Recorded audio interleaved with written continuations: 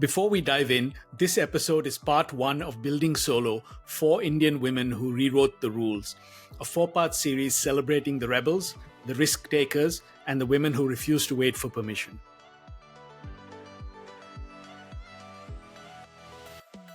As a solopreneur, very quickly you learn that this is my idea and I'm going to do it exactly the way I want to do it. I want to fail my way. I want to win my way. I want people to unsubscribe from all those narratives that we have been brought up on or which we have intrinsically believed. So it is about what log kya kahenge, what will people think if I do this? You have to bring in all the good things or the structures that one followed in a corporate world and embed that here. Just because it's mine and I can do what I feel like will not help me get anywhere. What scared me the most wasn't the journey of the business that I was setting up, but the fact that I was doing it all alone. And that really is the scariest. As liberating as it is, that no one's going to land up with their plan and tell me how to execute it. So that little taste should give you a sense of where this conversation is headed. Because with Oindrila Roy, nothing is linear, nothing is sugar-coated, and absolutely nothing is performative. In this episode, we dig into the real inner shift that happens when you move from a corporate identity to owning your voice. We talk about experimenting your way forward, embracing wit as a legitimate strategy, and building a support system so the journey doesn't swallow you whole. It's honest, it's funny, and it's going to make you rethink how you show up in your own business. This is Unfiltered Solopreneur. I'm Nikhil. Let's dive in.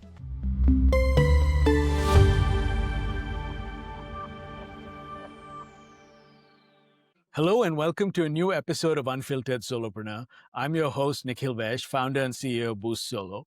My next guest spent 27 years pushing water uphill for the biggest brands in advertising before deciding at 50 that if she's going to push that hard, it might as well be up her own damn hill. Now she's on a mission to give underserved women over 45 the community and voice they deserve. Oindrila, welcome to the show. Thank you, Nikhil. It's great having being on your show. And thank you for inviting me. It's a pleasure, and I'm looking forward to our conversation. So when we chatted earlier, you used this vivid phrase, right, which I mentioned in the introduction, that I'd rather push water uphill for myself than someone else. Now, that's not something you say lightly after 27 years in the industry. So tell me about that day or that moment. What made you realize you were pushing water uphill and that it was time to change whose hill it was? Nikhil, the way the advertising industry is currently, it is going through its flux. So things that were fairly everyday and normal is not normal anymore. So, the basic, the slightest, the smallest of things take up a lot of bandwidth, which we shouldn't be spending so much time on. Consequently, what is happening is we are, missing the woods for the trees at most of the time. And which is, and when it's not once, it's not twice, when you're doing that, every day, every hour of your life, you realize that, brand building can't be that difficult. Right. Maybe there is something wrong we are doing. Perhaps we need to do it differently. And that is exactly, when the realization came and the thought process came and that I want to do it my way. I want to go wrong my way. And that is really the hill that I want to push the water up. So. Yeah, and you're right. I mean, the complexion of the industry, even, over the last 10, 15 years has changed pretty dramatically, right? And I've heard a lot of people sort of say now it's at a point where it's at an inflection point. Yes. I think given everything that's happening around it with, the consolidation of, consulting firms eating up ad agencies, now with AI, I think the industry really needs to sort of think about what stake it wants to put in the ground, right? It can't do the same old stuff anymore. But unfortunately, if you're trying to change the tires while the car is running, it is that much more difficult. You're not pausing to see, am I changing the right tire? Am I doing it the way that it should be done? So that's really that point of inflection in my life when I realized that perhaps it's not the car and not the tire that I want to change. So. Yeah, I know. Startups love that phrase of building the plane while you fly it, right? Or changing the tire while you drive. But in advertising, they're doing that all the time now because, it's really we have gone back to the startup mode again because of all the changes that's happening. So, yeah. But sometimes it's good to stop on the side of the road and then change the tire. Right? Exactly. I Yeah, agree with you. exactly. Yeah. So I want to rewind now to 2000. Now you showed up in Bombay with one suitcase Yep. and 1 week to land a job or go back home.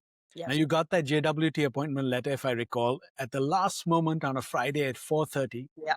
So what did that 23-year-old Oindrila think success looked like then? And what does the 50-year-old Oindrila now know what she wished she'd known back then? Funny, when I was walking down in the corridors of JWT with very scant understanding of advertising and, more exposure in what we had seen, what we had heard in classrooms and, what we had seen on television and other things, I just didn't know what I was going to do. I knew I wanted to be a person behind one of those fantastic ads that, I had watched on television. Again, with scant unrealization of what is it that JWT or HTA in those days had done, or what who Piyush Pandey was, or what Ogilvy is, I distinctly remember there was a Cadbury ad where there was this girl who came dancing into the cricket field. Yeah. And, and while watching that, and so many of us, it's a generation of us that came into advertising because of that one ad. So, so when I was walking in the corridors of HTA to meet the respective people for my interviews, all I knew was I want to be behind one of those ads. I don't know what goes into it. I don't know what I'm going to do, but I know what I want to be, doing, for whatever, 1 year, 2 years, 3 years down the line. And the most exciting and the thrilling journey of the last, 27 years has been that, I still went back to office each and every day with the same feeling. And that's what advertising does to you, right? You never feel jaded. Yes, there are moments when, there are client whims, there are bosses, there are other partners that you're dealing with, and, everybody doesn't fall in line. But however, those are very, very temporary, because every day you still go back thinking that, oh, I want to be behind that ad that won a Grand Prix at Cannes last year. So that excitement still continues. That's what I still love about the industry or the world of communication. Yeah, and it's interesting you say that, because I think one of the things, at least for me, was at some point I felt like my learning curve was going the wrong way. And Yeah. that's one of the reasons I actually switched to strategy, which, you also pivoted to strategy at some point, because you work on a different challenge, right? Yeah. And I always say the best ideas come from working on diapers one day and complex CRM solutions the next day. And if you can find the connectivity between those things. So that's the exciting part. You come out of a meeting with talking about fashion lingerie, and in the next 15 minutes, you're in a meeting discussing mutual funds, completely different complexities, completely different challenges, completely different target audience, but you speak with the same passion. You think with the same passion. And that's what is so exciting about our, industry. So. Yeah, no, I agree. So now I want to talk about when you left Publicis, right? Now, your original plan was to partner with a friend. Yeah. And then you realized that he didn't want to do execution anymore, which was part of the reason you were partnering with him. Yes. So that must have been a hard moment, right? Because plan A sort of evaporated. So walk me through the conversation you had with yourself to go completely solo. What scared you, excited you about that decision? So, first I'm a human being and then I'm an advertising professional. So as a human being, I froze because I really didn't have a plan B. And, we've learned in advertising, it's a very bad idea not to have a plan B, C, D, and E. So but however, I froze. Then I looked around. Then I didn't quite know what hit me. But then again, my type A personality took over. How can there not be a B, C, D? So it's okay if I don't have a blueprint. It's okay if I don't have a map to follow. I'll sit back. I'll think what is there. I have 3 ideas that one of them can take off. It's not very difficult. So I sat down with a pen and paper and I made things fly. I'm very proud of where I am today. And it wasn't really difficult. I think it was 27 years of practice of things going wrong in advertising. As you would know, more things go wrong than they go right. So I think I jumped out of that frozen environment or frozen feeling very, very quickly. So yeah, and no, you're right, because even if you don't have a plan A, the skills we've sort of accumulated in our toolbox allow us to sort of take what we have at hand and work with it, right? And that's one of the things I actually love about India, though. It's maybe a little less so in the West. Like I was thinking, even this podcast, the person I've rented the place from is transitioning between studios. So he set me up in his living room. And only in India would that happen, the whole 𝗦𝗘𝗥𝗧 thing. And I think we have Exactly. something genetically embedded in our I ability to. wonder how does the advertising industry survive anywhere else in the world? Because for 27 years, all I have learned is jugaad, first class jugaad. Yeah. So Yeah, and I think I wish Indians would sort of figure out a way to export that on a global scale, because I don't see any other. I haven't noticed that in any other cultures, right? Or at least not to this extent. yeah. So now the other thing which is interesting that you said to me was that you're not really a. I think you said being solo is not in your nature, right? And it goes against your nature. So on the days when it really hits you, when you miss having a team, what do you do? How do you push through? So, I did something very interesting. Again, it's also the years of surviving the industry. First thing that I did was put down a plan of what I wanted to do. The next thing I did was I, figured out who were my allies, my friends who I could lean on. So whether if it was the creative part of it, which of my creative friends was I going to lean on? If it was production, which of my friends was I going to lean on? If it was generally just to babble around or someone to kick me along and say, okay, enough, now get on with life. So I had charted out each of my friends who I, in my head, call my board of directors. So, so it is a very lonely journey, given that I'm not a solo person. But now that I know who is on my speed dial and who I'm going to call to get through with this a particular thing that I'm stuck with has really helped. Yeah. So, And I love that idea. And I want to come back and dig into that a little bit mhm, later in the podcast on the board of directors idea, because I think people can really benefit from that. mhm. Uh, uh, so the other thing I wanted to ask you, though, is that when you also shared a story about friends in the industry saying that, it's okay, just come work with me. You don't have a plan, right? So how did you deal with that kind of insulting advice, for lack of a better way to put it, or lack of belief from people, you who knew you and you respected? What did you tell yourself to sort of keep going? And I actually, that frustration or that setback was exactly for 10 minutes. It yeah, stayed with me because, it's somewhere there, it's a challenge because I'm going to do something and I'm going to show it to them that, dude, my plan was a plan. yeah, So, but however, I actually laughed it off the next morning.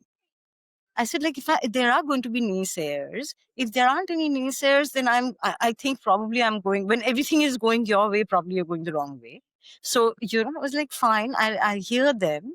It's okay. I mean, I really honestly laughed it off. And I know somewhere down the line, I know it's not going to be tomorrow morning that my platform is going to be popular, well known, or is going to fly. It is going to take some amount of time. And I'm going to wait all those years to go back and tell them, hey, I did really have a plan. So, yeah, no, and that's a really important muscle to build, I think, as a solopreneur, right? Because nobody has the vision you have, and you are going to inevitably get people who who you respect and support, who will say, no, I don't, this doesn't make any sense to me, right? in fact, I want to make a point here, as a solopreneur, the only thing, one of the biggest things that I learned is that this is your idea. And there is no naysayers, there is no one else, like whether it's in partnership or whether it's in an agency, it could be your idea, it could be your strategy, but end of the day, the architect is the brand owner. In an agency, the architect is still the person who hems the agency, and that was definitely not me. So then a global kind of an agency setup, so you are always actually carrying out a plan. You might have been instrumental in putting the plan together, but it is not your dream. It is not your ambition. And, you do have to listen to another 100 people. As a solopreneur, very quickly you learn that this is my idea and I'm going to do it exactly the way I want to do it. I want to fail my way. I want to win my way. That took me a little time. I would say that took me about 6 to 8 weeks to actually believe in it. But once that belief set in, It's supremely liberating. It's lovely. Yeah, no, that's a great point you made, because I think you're right. And also the frustration in large corporations is the inability to fail fast, right? Because we Yeah. take so long to actually get to the execution phase. Yeah. Um, and that by that time you can't really pivot, you can't really change. And also you've got like a whole set of people you have carrying with you, right? So Yeah. going back True. and changing anything True. is a nightmare. Now, that's one of the most liberating things I've also found of doing this on your own, is being able to move quickly and not have to listen to 200 points of view that have to then be incorporated into everything. Yeah, the good thing that I found is that I can ask everybody, but actually pick and choose what I want to take forward. And Yeah. there isn't anyone to sit me down and say, "Oh my God, you were told these 50 things. Why didn't you do those 25 things, etc." So, Yeah. yeah. Mm. Yeah. I had a guest who used this lovely phrase, which I did tell him I'm stealing. It's like, take the meat and leave the bones. Lovely. Yeah. Yeah. So I Yeah. love that. So yes, absolutely. Yeah. Now, so I want to pivot a little bit to brand building. Now, you spent a career building powerful brands for others, right? Yeah. But now you are the brand, right? Yeah. So what's been the hardest part, or maybe the most humbling part of turning that lens on yourself? You know, we are women in India. We have been, unfortunately, conditioned to believe you are not good enough. And, no one's made me believe that because, I think my mother was a very strong woman. My family is very, very encouraging of women. But, when you spend that many years in an industry, no one has to overtly tell you that you're not good enough, but you're made to feel you're not good enough at every point in time. It's not your fault. It's the conditioning of the environment that we live in. So the first thing that you have to get over is the belief that you're not good enough. Right. So, so of course it was extremely humbling to, literally get myself to walk out of that and really, tell yourself what are the good things. Leave the noise behind. How do you really put forward what is going to benefit others? And what is not going to benefit me. So that, to my mind, has been the biggest challenge, the biggest learning. Because if you tell me, okay, now define Lux, for example, Lux is huge. Who are you to say what Lux is and Lux is not? It is all, codified. But where I'm concerned, no, nothing is codified. It's me. I have to put forth my values, my beliefs, and build something that I know is going to be ultimately useful for other women who are also feeling the way I am feeling today. So, Yeah, and you're right though, because it's interesting you say that, but that is true. It's probably 10 times harder for a woman in India, right, to start a company. yeah, I mean, I've had another friend of mine say that, initially she thought she'd have to partner with a man just because that is how you sort of get into the big rooms. And um, so I totally get that. So how did you go through that process of sort of, you know, telling yourself that you are good enough, and that those are not issues that you need to sort of you know, hold on to? the it's still a journey. I'm not saying Yeah. that I'm there, but in the journey, I think the process started the day I started believing that I am the product. Right. There is no mutual fund here. There is no bar of soap here. There is no fizzy drink here. There is nothing here. Everything is me. And if I'm going to convert myself into a brand which is going to help me do whatever I want to do going forward, I cannot be that person who's sitting and thinking, oh, I'm a woman, I'm in India, I have all these challenges, I have barriers. So does a toilet soap, or whatever we call it, the Lux toilet soap. So, so does that bar of soap have. So everyone has that challenge. But we do overcome those challenges for the brands that we work on, for the products that we work on. So why not me? Sometimes, I do get a little flustered. I do feel that, oh my God, am I getting ahead of myself? But it's okay. That's the Yeah. only way I will get to some place. True. I think it was someone very famous who once said that it's not an absence of fear, but you do it even though you're scared, right? That's I'm what very scared they every push day. through. Yeah, No, no, yes. So I think every morning, the first half an hour goes in conquering the fear. Then yeah. life gets on. That's something that's new. That's never been there. We walked into the biggest of boardrooms and pitches and everything. I don't think fear was one of the words in our vocabulary. It was wanting to win, conquer, whatever else it was never fear. So fear is a new feeling, and conquering that, getting over, winning over that every day and spending that half an hour with myself to say I can do that is really the big thing, big challenge. Yeah, you're right, and that's something, and that was something you intrinsically sort of deal with on this journey, right? Because your self-worth now suddenly becomes attached to everything that you do, right? So every proposal you put forward is a piece of you, and like you said, it's not a brand that everybody touches, everybody shepherds, and will live on long after you. This is very much, tied to your self-worth, and that's it is a journey. You get to a point where you realize the no and the rejections are not about you. It's just, like you said, someone doesn't want the Lux soap. They don't want the Lux soap, right? Everybody's not going to want the same things. So, True. So now you said you want to create a playbook for women 45 plus, right? Covering career, health, friendships, relationships.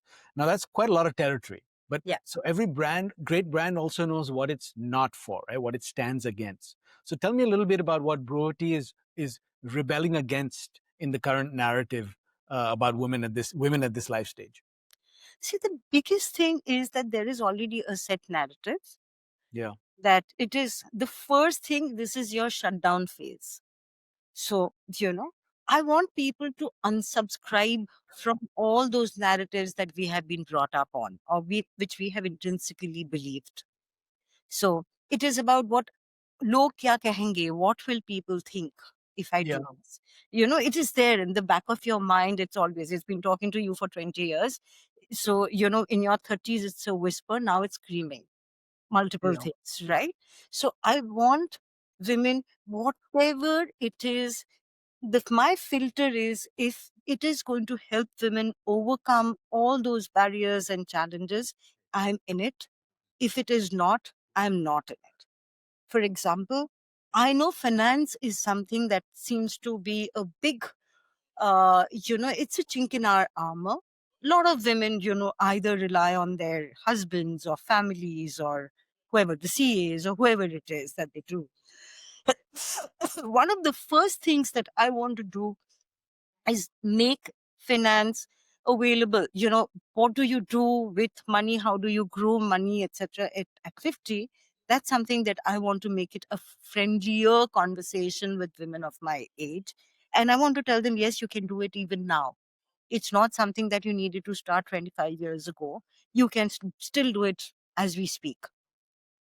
The other thing is all about body wellness. When I say wellness, I really mean body, because your body goes through a lot of changes, and people, and we are still struggling. We are still trying to, apply all those old mechanisms. I do it still. That earlier used to help me lose a couple of kgs. Diwali is just gone by. I just put on about this massive amount of weight. And I was like, oh, I'll go to the gym, I'll run for 5 days, it'll be all gone. No, it doesn't go. And you have to accept a lot of these changes. It's also about laughing about it. It's also about being okay with the body that you're wearing. Yeah. Because that is how life is after 50. So, everything that is a limiting belief is what I really want to tackle. I don't want to become a fashion magazine for 50-year-olds, because there is enough and more conversation there. I don't want to mollycoddle people into believing it's okay. Yes, a lot of things are okay. I'm not about to glow up. Oh, you now have to suddenly be, burn the bra and become this person. No, nothing of that kind has to happen. It is completely okay to be in your skin. But if there is some help that you need to get into rather fit into the new self that you are now, that is the only thing that I'm going to help people with. So play that out for me a little bit more, though. So you said the women, you've identified this gap, right, of underserved women over 45, whether it's healthcare, workplace, finances, media. But there are already several platforms out there, as far as I know, in trying to serve this audience, right? So what is something Brewity will do or say that no one else is doing right now? Have you thought One about? of the things that I'm thinking, what I am missing now. In fact, the idea came about from a need that I had. Yeah. Everything is very serious. It's all about trying to say glow up, right? Mhm. Oh, now you go and do this course. Now you go and do this to look better. Now you go and do blah. I don't want that. There is no wit. The reason why my brand is called Witty Yeah. is because there is nothing funny. No one's talking about, no one's laughing at what we are going through. It's not Right. that serious. Life isn't that serious. Come on, what's happening and what's in your mind is already doing that serious stuff. I want to make this about a little lighter conversations. I want women to laugh about what they're going through.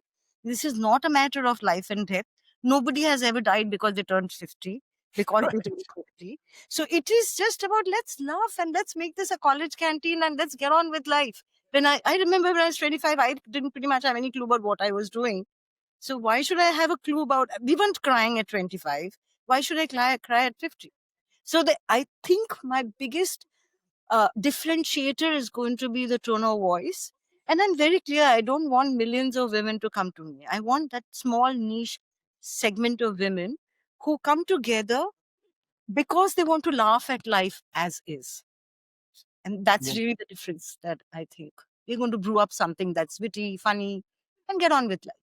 Learn together, tackle issues together, deal with relationship situations together, whatever, body, relationship, wealth, finances, mental issues, whatever it is. But we shall do it in a tone of voice that's humorless. So, Yeah. Yeah, no, I love that, and you're right. As I think about it, the way it's talked about right now, menopause and empowerment, and it is very serious and it's very weighty, right? It's almost exactly. like, and we do go through changes. Granted, women go through a lot more changes, in their body than men do at that stage in life. But there's no reason why you can't have fun with that, and I think, and to your point, learning is also, I think, better when it's fun. People Yeah. learn better in an environment where it's not like the voice of God coming and talking to you and giving you sort of like, this is the end of the world kind of thing, or it will be a very serious thing, which but yes, I'm rambling now, but I understand what you're saying. If you look at it, Nikhil, I don't know about you, but I know me and my friend circle and I, the maximum time that we waste is, scrolling through reels. Yeah. And we're sharing reels with each other and we're forwarding it to each other and they're all having a laugh about it. And what are those reels? I don't think they're anything. If the reels were all about sermons, I don't think we would be spending 5 hours scrolling through reels. True. So Yeah. they're, because they are funny, they're saying something very important, but usually typically in a tone of voice that's funny, that makes light of situations. And that's why they're sharing it with each other, right? I want to be in that place. I want to be in that space. So Yeah, and I think people are much more receptive to messages when they come that way, right? Versus at you. So I think you're definitely onto something with that. and I think, also as a brand, as a personality, if I may, people know me as the witty one in the group. So it's not like, I have always been this extremely serious person who now suddenly wants to do something different. So suddenly wants to become this other person. So Yeah, that would be antithetical to who you are as a brand. yeah, It would go sort of be pushing it water goes uphill. with my brand personality, if I can see such big words about myself. But yeah. Yeah, no, that's very important. And I think that's one of the things a lot of solopreneurs sort of miss is they think they need to become someone to Yeah. serve an audience. And the Yeah. reality is, you, and I always say you can't really build a personal brand because it's built the day you're born and every day after that, right? So you've just got to figure out which You're parts of very your truthful personality. about figuring out exactly who can I be and who will I be. Yeah. So yeah. So you also mentioned to me that you spent the last 2 months talking to women in this stage of life, right? So is there a story or an insight that sort of changed the way you think about building this platform? Were you thinking about it differently before than you just described? Oh I'm yeah. So curious. when I started off, honestly, I was in a very different place. Yeah. I started off wanting to be a resource center for menopausal women. menopause was at the center of my idea. I Right. wanted it to be in a very serious tone because, oh my God, we are changing. Everything that I'm laughing about today was actually in my plan 2 months ago. And, the playbook has to be a very serious, so I'm, help for women because it is insight based. There are a lot of people doing that and there is nothing wrong with it because, there really isn't a resource center for women who go through perimenopause initially because, unlike everything else that we have gone through, this is a very lonely journey. Yeah. When you enter puberty, you're in a classroom of 30, 40 other people who are also going through the same thing. So, and we are all awkward, we are all strange, but we are all in it together. Then, your next stage in life, I've not had children, but I've seen people who had children going through pregnancy. Oh my God, there's a whole village surrounding you. Yeah. Giving you advice about what you should do, what you shouldn't do. You pretty much know what's going to happen to you. There are books. There's an entire a community of resource centers that come up. It's not one resource center. However, when you step into perimenopause, you don't even know if you're stepping in, when and how and if you're stepping into perimenopause Yeah. because no one's talking about it. There isn't a prescribed age any longer. So it is not that on your 45th birthday, now let's go celebrate that you're getting into perimenopause. No such thing happens. It can happen anytime. It can go on for forever, for 10 years. So there is no, there really is no method to this madness. So it's a very lonely journey. And also, if you look, and this is something that I've really researched as a good strategist, is there in any culture has anyone ever celebrated menopause? Is there a ritual to celebrate menopause? Except a couple of African tribes, I don't think there is any celebration anywhere because the importance or the significance of a woman is her fertility. If that is going to come to an end, there is obviously going to be no celebration of that. Yeah. So hence, this is not something that people go out and talk about. So hence, it's a very lonely journey. And that insight about the fact that it has never been celebrated is what actually helped me flip my strategy around. That if no one celebrated it, I will. And there are n number of women who would want to openly talk about it. Because if I'm going to be again very serious and I'm going to walk down that, again, create a corridor which is lonely, then I don't think we are doing what is required currently. It's not about getting bubbling up the conversation in culture. It's about getting women to come together and talk about it. And that's where I thought that let's celebrate. It has to be celebratory. And a celebration is always a bit with humor and other things around it. It's playful.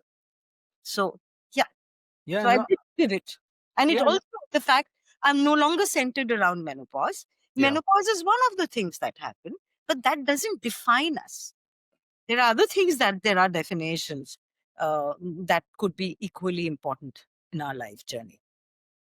Yeah, you're right. And I think looking at it more holistically also, helps break the taboo, like you said, because it's you. And now that you say it, it's right. We celebrate so many rites of passage through life, but you never celebrate, menopause for women, which is a totally different life stage post menopause. Yeah. And like you said, it doesn't mean that everything is different, but that doesn't mean different is not, it's just different is different, right? It's not something that you can stop or change or whatever. And and I guess, again, it just struck me the other day, we were having dinner. My wife went through this, so I know sort of firsthand, what the changes are and how, like you said, they come out of left field and doctors don't even talk about it, even in the West. Yeah. So it's a funny thing. But we were talking with some friends, and one of them was like, "Oh, we probably shouldn't talk about this with Nikhil here. He probably is not interested, right?" So there's even that self sort of censorship that happens because the topic has just never been sort of embraced on a public scale, if you like. Absolutely. So that's the idea that I have, while I build the community for women, but definitely I want the men in because they are the ones who also need to understand as partners, as bosses, as clients, as they're everywhere. I'm dealing out of 10 people that I deal with, 8 people are men. And then it's my father, everyone, right? So I just need them to understand what I am going through. So, but if I get all serious about it, I don't think men are going to come. You don't want to be in a discussion where I'm talking about it like, oh my God. But you definitely want to be in a discussion if I'm going to be just, uh, throwing my heels off and tying up my hair and say, hey, guess what? So, yeah. And to your point, I think it's also important for a corporate education standpoint, right? Because women are, as they grow senior, that is a reality they have to deal with. And I don't think corporations really understand that or make any room for that, right? in fact, that's also part of my plan because, that's something that I have faced myself. Minnie Mathur spoke about it. She was the first one that actually was vocal about it and said that, for so many years I have been on stage and I have been delivering my lines. But there was a day when I actually got onto the stage and I forgot what I had to say. So because there is something called a brain fog. And, I have faced it myself in a presentation where I've stood in front of a room full of people and there is a slide behind me and I've completely forgotten what is it that I was going to say. It was momentary. It was, 2 seconds, but it's a very scary thing and you don't know why that happened. Yeah. So, corporates need to understand that there is something called a brain fog and it's okay. And how am I going to arm this leader to still look like a leader and not fail in that room that day? So, yeah, you're right. The support systems are not there. And today women get penalized for natural changes versus, getting the right support in corporations. And that may explain why so many of them leave before they get to the C-suite. Absolutely. The first I've run a organization. I mean, at least as a leader of an organization, I realized that the first time that we lose most of our good people when they start a family, and then we don't have a return program for them that is worth their while. This next time that we lose, a lot of women are in this perimenopausal phase because they themselves don't understand what's going on with them. And of course, there is no corporate, infrastructure or resource or anything, a tool to help them go through this phase smoothly. Hence, today, forget the board numbers and all of that, because those are the published numbers, that 13% in India and all of that. A board leader is not doing what we are doing, which is going in and fighting the battle every day. So here, how do you have a women in leadership and continue to have women in leadership if you're not going to create some sort of a support structure system for them to go through what they're going through and yet lead a team or the organization?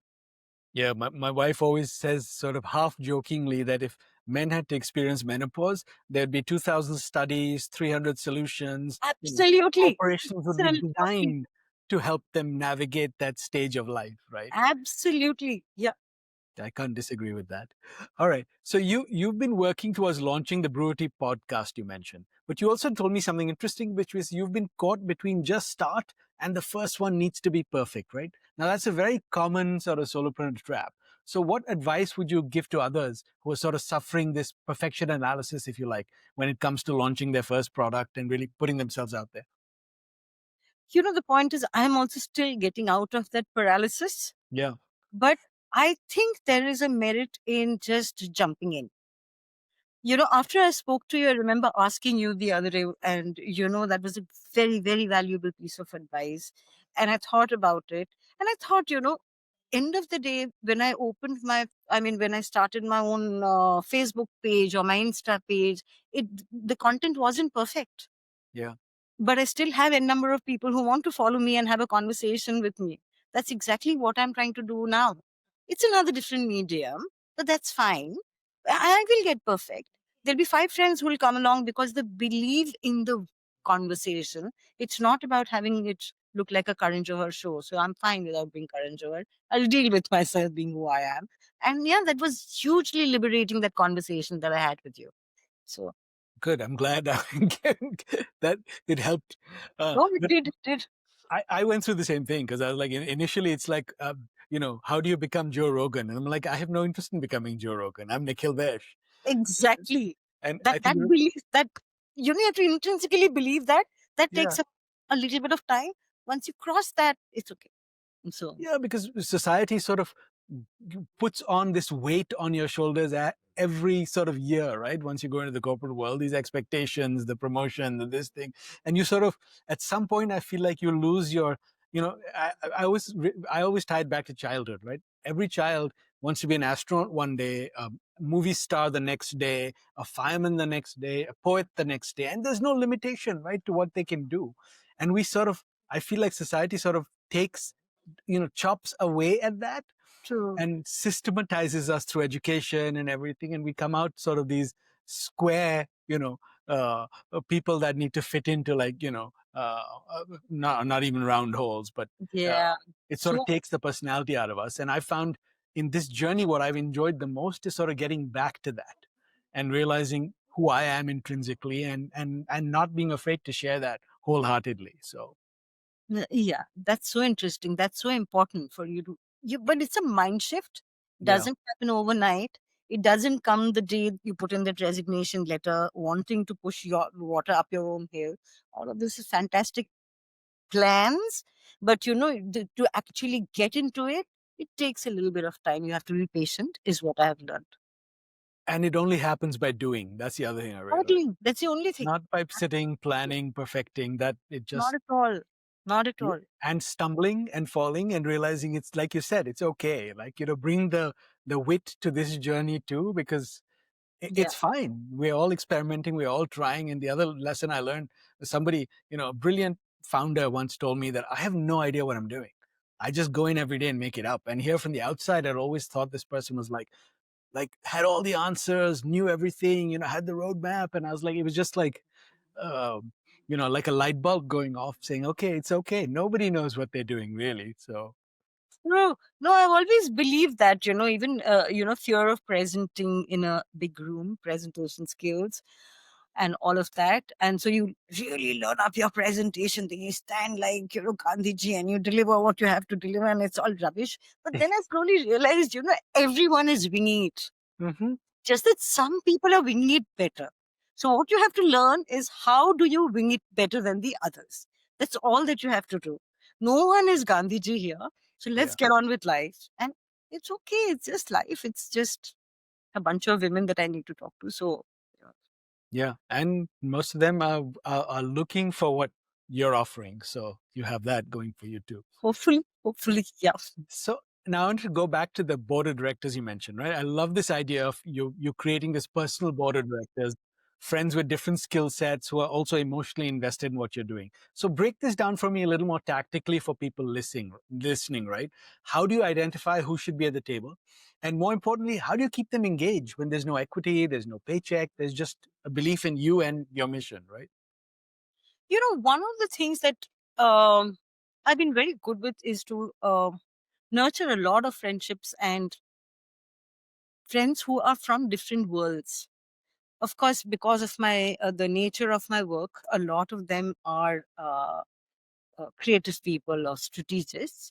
But that apart, even within them, they, some people are oriented towards planning. Some people are oriented towards, saying that, hey, stop planning now and let's get on with the work.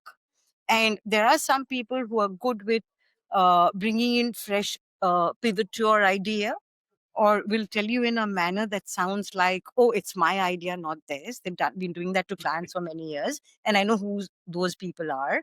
So, first thing is to figure out, what is it that I need on the table and what is it that I don't need on the table.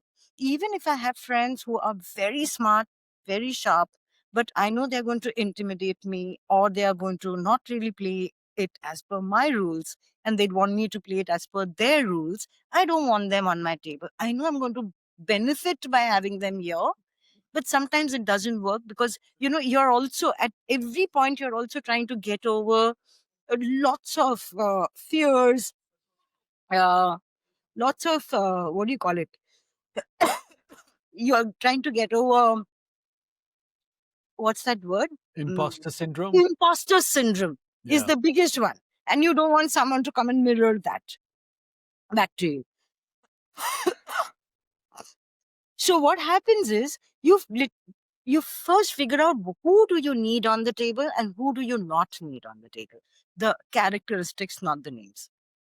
Then Yeah. you go about figuring out who is this person who will actually help me. Because I probably helped them in the past sometime. Because they're friends, they believe in my dream. Even if it is not 15 and even if it's 3, it's very important to have them on the table. Because otherwise it's very easy to lose focus. Otherwise, you don't, it's focus also sometimes being centered. What centers you if there is not going to be others who are also equally invested. So equally or thereabouts. Right. So Yeah, no, I love that. And you're right. And I think it's critical on this journey, right? Because like you said, and we talked about this being an incredibly lonely journey. And I think, I have a similar thing where I say, find your angels and truth tellers, right? So angels are the people who will always support you no matter what, right? You need them, but you also need the people who will be honest with you and say, you know what, Angela, that doesn't make a lot of sense. Maybe think about it this way, right? Not the ones, like you said, who will just come and crap all over it, but the ones who will give you tough love, right? But actually give you advice to say, have you yes, thought about it this way rather than. absolutely. In fact, I didn't want any of the angels on my table Yeah. because that's okay, that'll happen. I needed, but I didn't need the angels, I didn't need the demons. I wanted the friends who are real friends, Yeah. who would look at Brewity as their own and say, yeah, this is how I would probably do it. Do you want to do it like that? And I'm very blessed to have the people that I have. And yeah, so they're all there. And one thing, that's probably my leadership style as well. As a leader also, it was never my way or highway. I Yeah. always created a cohort of people and I pulled in people who were the young entrants in the organization, 25-year-olds. They were 40-year-olds. They were all types. They belonged to, account management and strategy as well as creatives and every other thing, and admin and stuff like that. And I had my little coterie of people to help me run the office on a day-to-day basis because I wouldn't know what does a 25-year-old really want. Yeah. So I think that's the leadership style that I have developed over the years. And that's something, it's more it comes to me naturally. And hence I created that board of directors. And that really helped. So that's really helping as we go. Yeah, no, you're right. It reminded me of an article I wrote based on my own experience. I always say women, in my experience, women make better leaders than men for that reason, because they seem much more attuned to less about ego and more about finding the right solutions, which means involving more voices and getting, the diversity of opinions. And men seem much more, and, broad generalization, not all men, but a lot of men I've found, bosses of mine, are much more invested in being right rather than finding the right answer, right? Exactly. So I don't know if it's a defect we have in the male species or it's something that society sort of, allows us to be. I don't know, but that may be for another podcast. Yeah, we must talk about this at length because I have a huge amount of point of view on that. But yeah, for another podcast. Yeah. Okay. So the other thing you mentioned that was really interesting to me, and I think will be valuable to solopreneurs listening, is how you divide your week into different roles: CEO, COO, CFO, sales head. So give us a little bit of the reality check. Like, what does your typical week actually look like? What time do you start? What do you first tackle? And also tell me, like, what roles are you avoiding because they make you uncomfortable?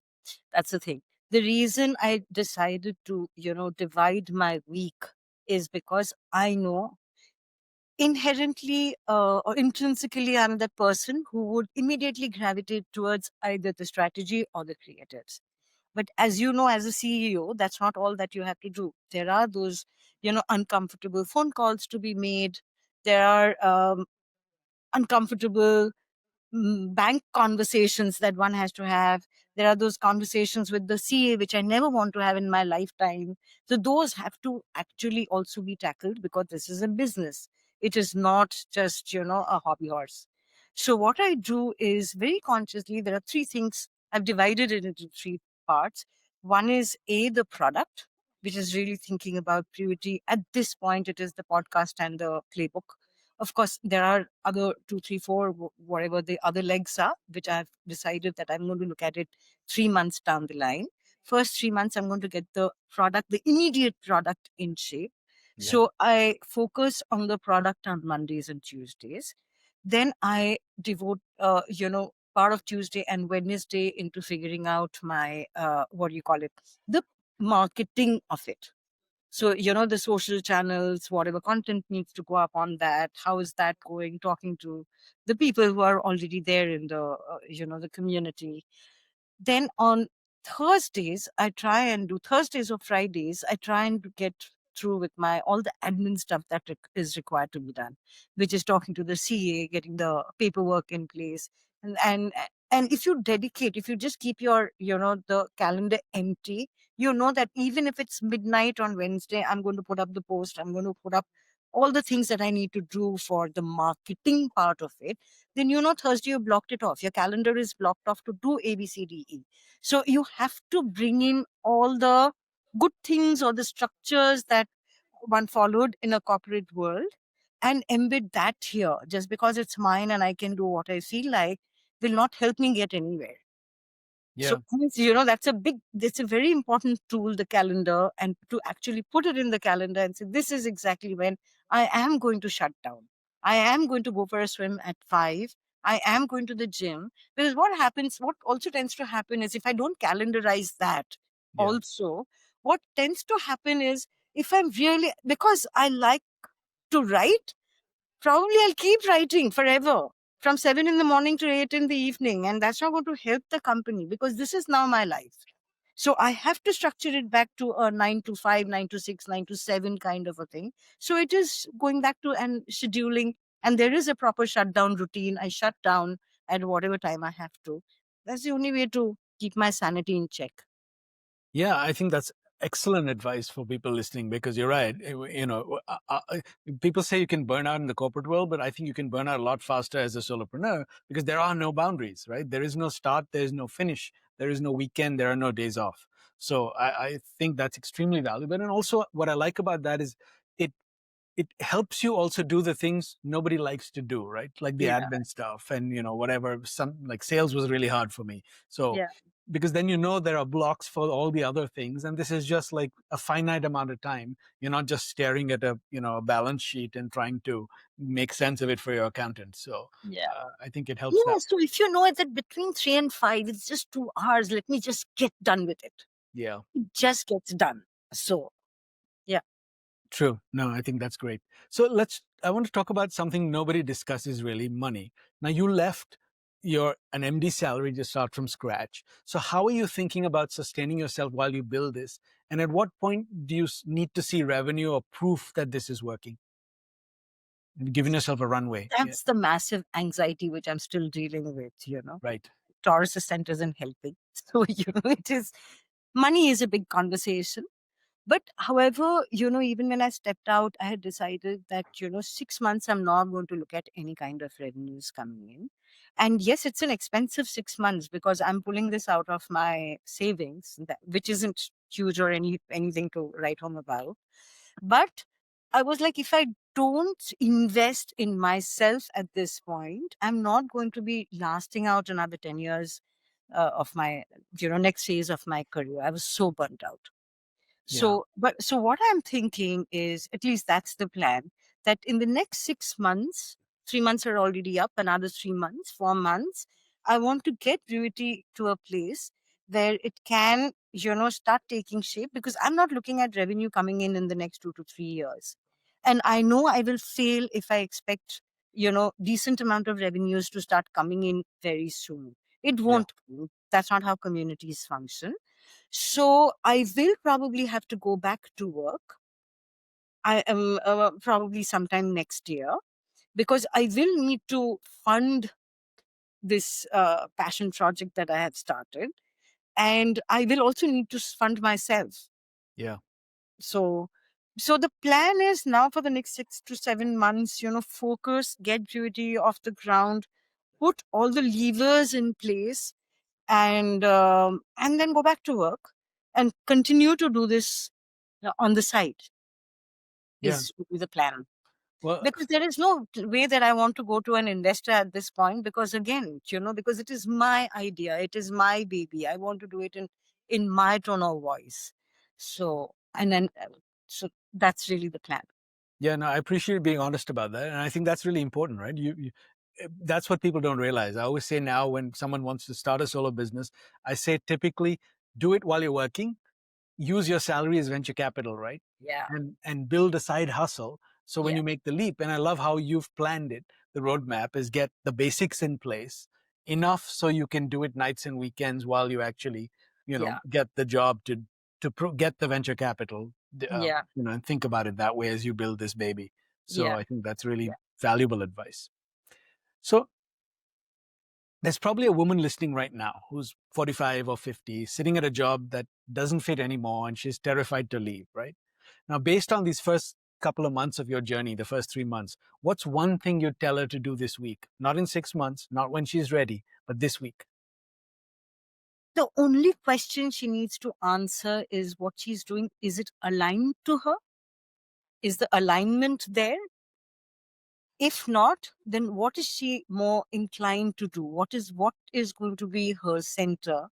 If that is that only one question she needs to answer to herself, because it is beautiful to be an eagle which is now stuck in a golden canary cage. But the point is, what about what from there on? How are you going to fly from there on? So do you want to be an eagle? Do you want to be a beautiful canary in a canary cage, or an eagle in a canary cage? And when you know that and you have answered that for yourself, typically it's far easier to fly. So ask yourself, are you really, really, really happy? Yes, I know the money is a huge anxiety point. It's not like I have a ton sitting in the bank and I can do nothing from here onward, because the point is, I never really planned for this. Yeah. It is just that because I love advertising the amount I do, I never really saw myself leaving advertising. And I'm sure there are other people who love what they do. But the point is, there comes a time which is fairly beyond your control when you have to stop doing whatever it is that you love doing. So what do you do then? Yeah. So, even I've been very, very unplanned about this journey, this part of my journey. But the point is to then stop quickly putting a plan together. Yeah. So if you realize that, no, this is not what I want to do, I really want to fly and I want to fly like an eagle, the next thing that you do probably next week is to put a plan down as to how am I going to get to that phase. So, because it's also another thing to sit on your desk and say, oh my God, this is not something I want to do. But then, so. Yeah, no, I love that. And you're right. You have to be honest with yourself with that answer, right? When you ask that question, be brutally honest if this is aligned or not. Yeah, because it's also about a lot of sacrifices. Can I do a lot of things? Can I go for a holiday now? No, I can't. I can't be that irresponsible. And it's ironically, I have all the time in the world to go for a holiday now. But can I afford to take a holiday now? No. And there are multiple such things that, there are sacrifices to be made. And that's all for the greater good. I know 6 months later, I'll be taking as many holidays as I want. But not now. So. Right. Yeah, no, exactly. Lay out the plan. I think that's really smart. So if we were to meet 3 years from now, where would you want to be? What would you want to have achieved? I really don't want I don't want 1.4 million women to be raising their hand and saying that I'm part of this community. I want 1,000 smart women to be a part of this community and influencing the remaining 1.4 million women into believing that just one line that, celebrating middle age. Right. Middle-aged women. That's all that I want. And I want only 3 years down the line, I just want 1,000 women to be ambassadors of this celebration. That's all that I'm looking at this point. So. Yeah, I love that. And I think you're right, because I think we talked about this. It's better to have 1,000 engaged members of your community than 10,000 who never really pay attention or never log in other than, setting up. Yeah, because, there is Star TV, there is ZTV, there is Sony TV, there are bigger channels, there are multiple other platforms. If they wanted to really own this and champion this they would have. But obviously they can't for a reason. So, Or they don't want to for a or they reason. don't want to for a reason. So, Well, I think I think the market is there. I just think brands have sort of been remiss in not tapping into it, like you said. So I think there is definitely an opportunity. yeah. So if you could, and maybe you'll say I've already asked this with the question asked you about women, but I always ask if you could offer one piece of advice to somebody wanting to start their solopreneur journey, what would you tell them, just more broadly? Leap in. Leap in. Yeah. Leap in. Because, there is never a right answer. What's a right answer for me is a different answer for you, is a different answer for 3 other friends that we know probably. But you first thing is leap in, but even before that, have a plan. Yeah. So maybe I sound like a structured corporate employee of all those 27 years, but the biggest thing I've learned is if you want to do whatever it is that you want to do, have a plan and leap in. So Yeah, I agree. And I don't think it's like necessarily writing a 200-page business plan. You're talking about just basically having a game plan, right? For how you're going game to do it. plan for the next, Yeah. actually a game plan for the next quarter. That's all. Yeah. And you should be comfortable enough to say that, yes, I'm not going to make any money over an X period of time. Depends on the product, depends on multiple other things. And you should be okay with that.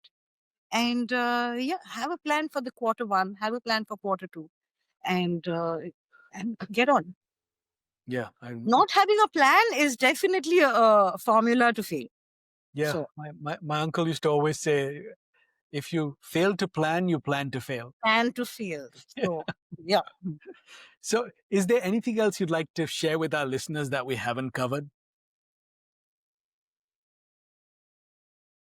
I just want to talk about how lonely the journey is about, when you step out of an organization and there are, hundreds of people that you're dealing with, they're your employees, they are, partners, clients, etc., etc., 100 people that you're dealing with. The first and the most, the thing that I was, what scared me the most wasn't the journey of the business that I was setting up, but the fact that I was doing it all alone. And that really is the scariest. As liberating as it is, that no one's going to land up with their plan and tell me how to execute it. There isn't a business partner who's going to say, but I don't think this is how we should do it. But you're the master, you are the owner of the plan and you are the owner of the idea, which is very liberating. However, be prepared for the loneliness and quickly have a plan of how you're going to overcome the loneliness.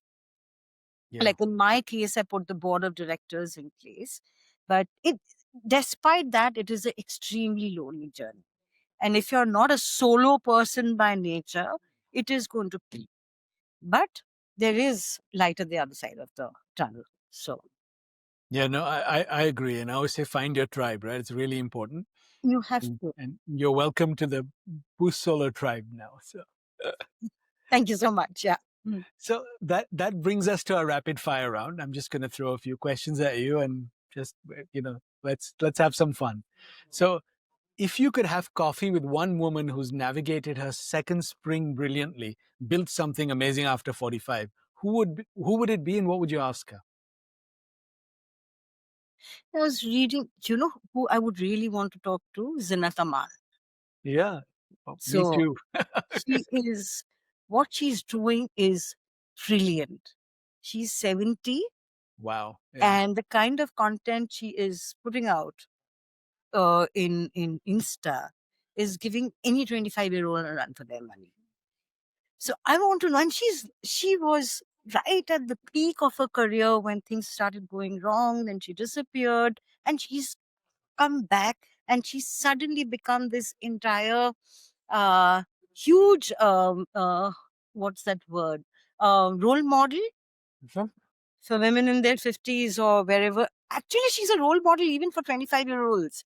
There's Right. supposed Gen Zs who are these different people, but She's done it. I want to know what gave her the courage. I want to know how did she go about it. And it looks so effortless. I'm sure it's not as effortless as she makes it out to be. I really want to know her journey. So Yeah, no, I love that. And now that you mention it, I want to check it out too, because it says this, you're never too late for your second act, right? And yeah, people, that's one of the things I love about our you times. must ever get her on your podcast. And we'd Yeah. all love to listen to what she has to say. That would be great. If you Yeah. have any influence, help me pull some strings. So Stop. you've mentioned multiple times that men don't get it, right? So when Brewity is successful, what do you want them to finally understand? I want them to be a part of this movement. Honestly, that would be my biggest victory, apart from the 1,000 ambassadors. Yeah. Or probably within those 1,000 ambassadors, I want a lot of them to be men. I want Yeah. them to get up, wake up, and smell coffee and say, oh, yeah, dude, we really completely missed the point there. And yeah, I want them to be a part of this journey. So, Well, you can sign me up. You got your first man. welcome. What's one belief you've completely rewritten in your 50s? So many self limiting beliefs I held in my head while I was growing up. You know, while in your somewhere there also in your 20s, or even when you're in your school, college, etc., suddenly you feel that yeah, I can win, I can conquer, I can do whatever it is that I want to do. But suddenly in your as you grow into the 25, 30, 40, there are so many self-limiting beliefs that come and sit on your head, and you start subscribing to those. You want to be a people pleaser. I have no idea why. You want to be a people pleaser. You want to believe what other you want to other people's opinions matter. Yeah. And suddenly when you turn 50, there is a switch in your head which goes off. It's an unsubscribe button, as I call it. Yeah, I love You that. know?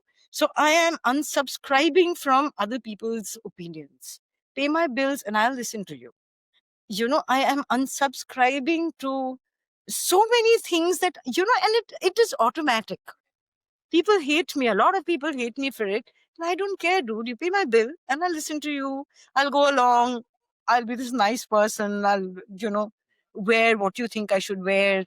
So many things, and get, allowing yourself to step out of that and press that unsubscribe button, to me, is the biggest one. I love that. And I'm going to have to steal that too, because it's so brilliant.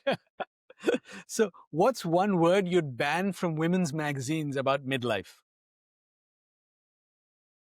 One thing that they shouldn't be talking about at all, I feel, is, lose that belly in 15 days. Or Yeah. what I mean by that is, institutionalizing false hope. Right. No, dude, that's not going to happen. There are many things that are not going to happen. Don't institutionalize that. Because yes, there are people who are able to do many things. But then all of us are built differently. So the moment you see on a magazine cover, oh, this person achieved X and I haven't, as it turns, you're going through so many, so many issues with your own mind, your own body, your own life, relationships, friendships. Suddenly you don't want one more thing, artificial thing in front of you. So True. you want authenticity. That's all. So there should be some sort of an, rule codified that, hey guys, now we are 50, can we get authentic now about our lives? So Yeah, no, I love that. And you're right, because social media always promised authenticity, but there's very, very hard to find any of it. Real authenticity. Yeah. exactly. It's manufactured authenticity is what I refer to. Manufactured, airbrushed authenticity. Yeah. So it is, I love the people who actually put it out there saying that, oh, I failed. Yeah. I'm facing these issues with my relationship. That's what we want to hear. So. Okay, last one. If Brewity was a drink, what would it be and why? It would be what is that drink called? Sorry, espresso martini. Okay. Because it is about brewing up coffee. Yeah. It is, but we women past 50 can't do anything without a martini glass in our hand, I figured. So it's an espresso martini. I'll drink to that. And that's a wonderful way to end our show. Oindrila, thank you so much for sharing all your wit and your wisdom. I Thank you think so people. much, Nikhil, for having me in your show. It was really an exciting, interesting experience. So, Okay. So here's what I'm taking away from this conversation with Oindrila that I think is absolutely critical for anyone building their solo business. First, that question Oindrila posed is what you're doing aligned with who you are? That's not a philosophical exercise. It's the foundation of your entire business. Because when you're not aligned, you can feel it in your bones. You're pushing water uphill for someone else's vision, playing by rules that don't serve you. The moment Oindrila decided she'd rather go her own way than succeed someone else's way, everything shifted.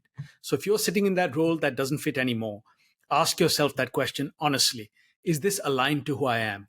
And if the answer is no, the next question isn't whether you should leave. It's what plan you need to put in place so you can. Second, there's this brutal truth Oindrila shared about becoming the brand. When you're building for Lux or any other corporate brand, there's distance. There's a codified strategy, a team, a budget. But when you are the brand, every proposal, every piece of content, every client conversation is a piece of you. That's both terrifying and liberating. But here's the twist she reminded us of.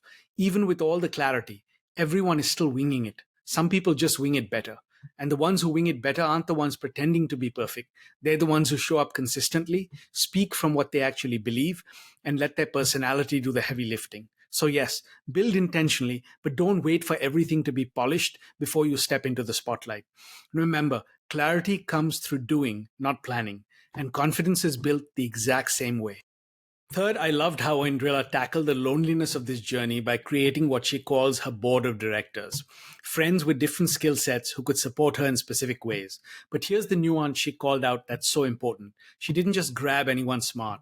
She filtered for people who would support her vision without imposing their own, people who would give her tough love without feeding her imposter syndrome. As solopreneurs, we need both angels and truth tellers, not people who project their fears onto our dreams. So build your support system deliberately. Know what you need from each person and be selective about who gets a seat at your table. One practical exercise: identify the one person in your circle who makes you braver and start there. And finally, the discipline Oindrila brought to structuring her week, dividing it into CEO work, product work, marketing work, and admin. That's how you avoid burning out or getting stuck doing only the comfortable stuff. Because if you don't calendarize the uncomfortable tasks, they don't get done. And the uncomfortable tasks are often the revenue driving ones. So use your calendar as your accountability tool. Block time for client conversations, for the financial work you hate, for the marketing that feels awkward. Structure creates freedom, not the other way around. So here's what I want you to do this week. First, answer that alignment question honestly. Is what you're doing right now actually aligned to who you are? If the answer makes you uncomfortable, that's your signal, not to panic, but to plan. So leap in, yes, but leap in with intention. Build a simple 90-day plan, build a small circle that expands your courage, and show up before you feel ready. Because momentum isn't found, it's created. And a brand that feels like you isn't something you define once, it's something you reinforce in every choice, every conversation, every day. Next week, we continue this series with Monisha Gidwani, a woman who's been building for 35 years by asking one question most creative entrepreneurs avoid: can this actually make money? She didn't just create a category in India's fashion industry. She built a business model that survived every market shift by mastering both the creative side and the commercial side. If you've ever wondered how to price your expertise without underselling yourself, or how to leverage your network without feeling like you're using people, Munisha is going to show you how exactly it's done. That's next week on Unfiltered Solopreneur. Thanks for listening to Unfiltered Solopreneur. If this episode made you realize your brand story still isn't as sharp or compelling as it could be, book a free brand clarity session with me. In 30 minutes, I'll help you pinpoint the gaps and show you 2 moves to stand out and attract better clients. Book yours at clarity.boostsolo.com or through the link in the show notes. Until next time, keep breaking free from the corporate grind. And remember, your story is your most powerful asset. Live solo or die corporate.